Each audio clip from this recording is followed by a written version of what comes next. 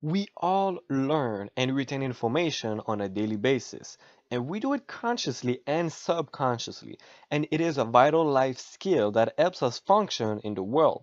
It enables us to improve our skills, achieve our goals, and succeed in our studies.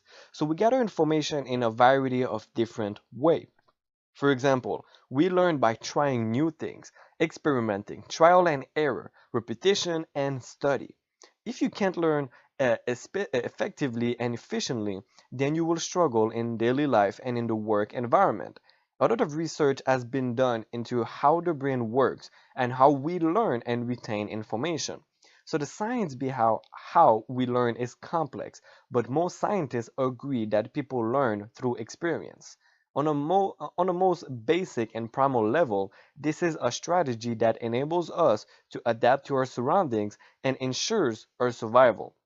For example, if you burn your foot by stepping on a hot coals, right? You learn that hot coals are dangerous and your brain retains this information so that you don't make the same mistake again.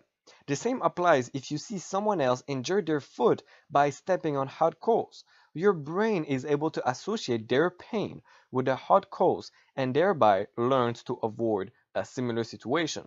In both instances, you have learned a valuable lesson and your brain will adapt your behavior in future to prevent injury and ensure survival. But what this basically means is that learning takes place in of two ways. It is either observational learning or associative learning. Observational learning is learning by watching and observing how things are done. Associative learning is learning by establishing connections between events and realizing that actions have consequences. For example, the event is stepping on the hot coals and the consequence is burnt feet.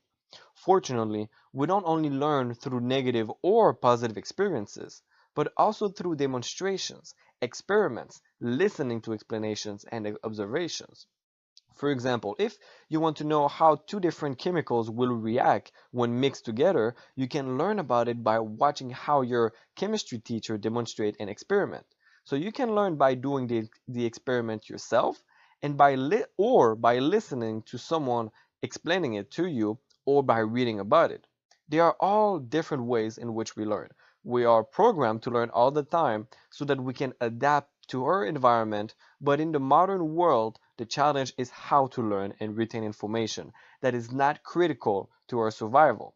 So we all have to process a lot of information on a daily basis, and the most efficient way to do so, and remember the things that are important, is to identify your learning style and establish an effective learning strategy.